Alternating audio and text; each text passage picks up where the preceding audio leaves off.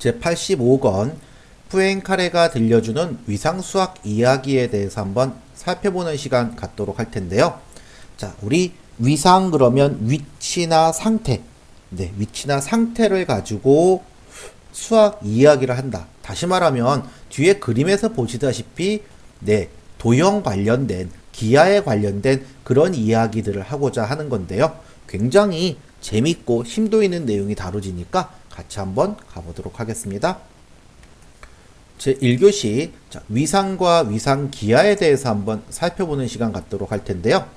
자, 위상기하 그러면은 구부리기, 또 잡아당기기, 비틀기 이런 걸 해도 이 변화가 없는 그런 사물의 특성과 관련된 그런 기하학입니다.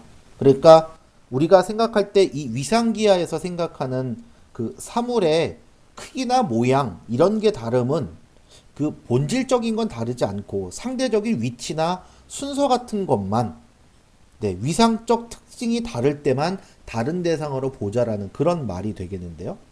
말이 좀 어렵나요? 실제로 우리가 알고 있는 기하 그러면 유클리드의 기하를 생각하죠. 그죠?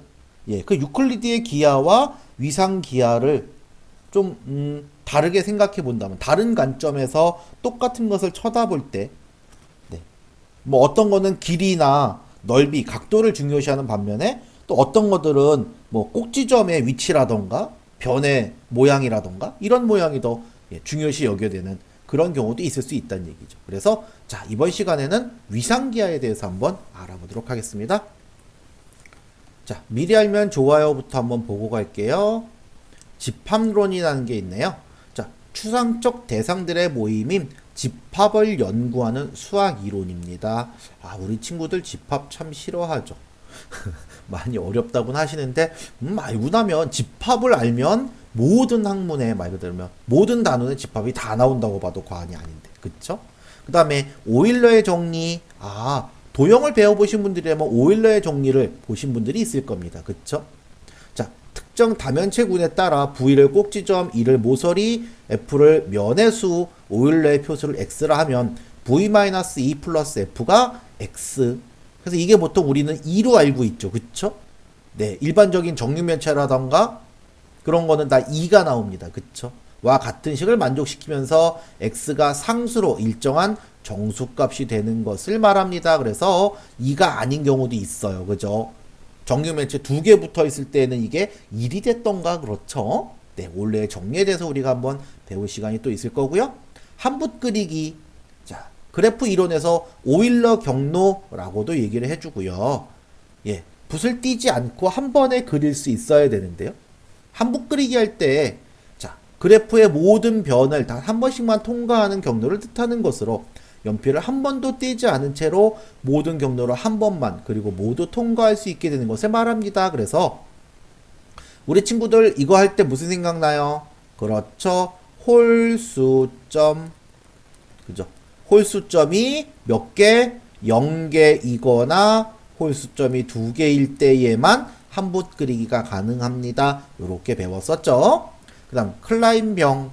자, 대롱 모양의 원통을 4차원 공간에서 잘 처리하여 원통의 한쪽 끝의 원 모양의 테두리 방향이 처음과 반대 방향이 되게끔 꼬아서 갖다 붙이면 만들어지는 물체가 클라인병. 그래서 이것도 우리가 그림을 보신 적이 있습니다. 그쵸? 자, 이렇게 알고 한번 시작을 해보도록 하겠습니다. 자, 재밌는 사파를 통해서 우리가 한번 이해해 보도록 하겠습니다. 선생님, 저는 한반도를 그렸어요. 저는 동그란 원을 그렸어요. 그랬을 때 선생님이 뭐라고 하세요? 같은 도형을 그렸군요 라고 말씀을 주고 계십니다. 그죠? 같다니요? 전혀 다른데요? 그랬는데 위상기하학으로 볼 때 두 도형은 같습니다. 그럽니다.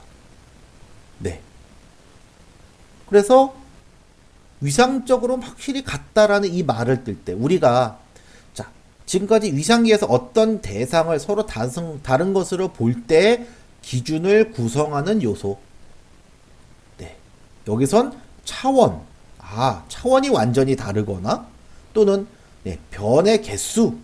그 다음에 면의 개수가 다를 때에 다르다는 거죠. 그렇지만 자, 이 세 가지 요소는 지금 구부리기, 그 다음에 잡아당겨 늘리기, 비틀기를 하여도 절대로 변하지 않는 사물의 특성이 되기 때문이다라는 말을 하고 있어요.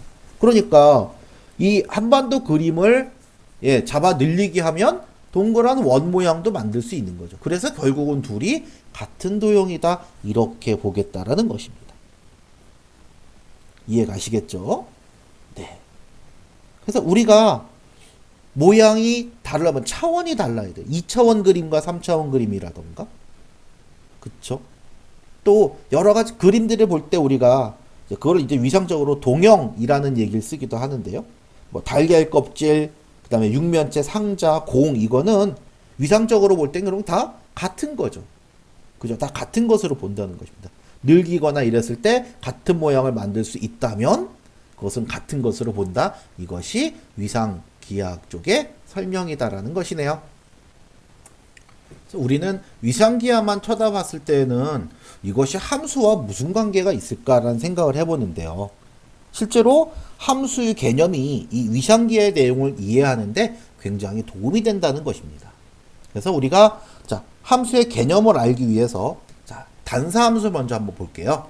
자, 단사함수라는 것은 우리 다른 말로 하면 1대1 함수입니다.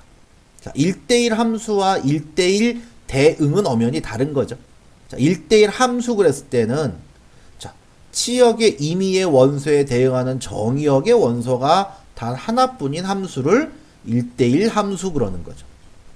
자, 이것은 어떤 함수의 두 종속 변수의 값이 같으면 그 함수의 독립 변수의 값도 서로 같다는 것을 뜻한다. 이런 뜻이 되겠네요.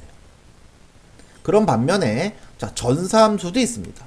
전사라는 건 임의의 공역의 원소에 대응하는 정의역의 원소가 한 개 이상 존재하는, 다시 말하면 공역과 치역이 같은 그런 함수를 우리는 전사함수라고 하면서 또 한 가지 전단사함수도 있습니다. 전사함수와 단사함수를 합친 전단사함수입니다.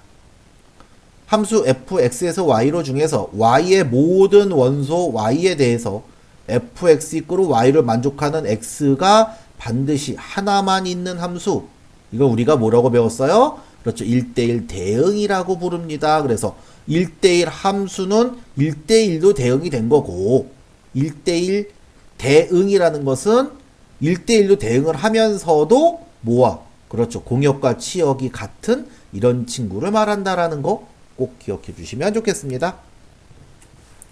자, 첫 번째 수업 정리해 보겠습니다.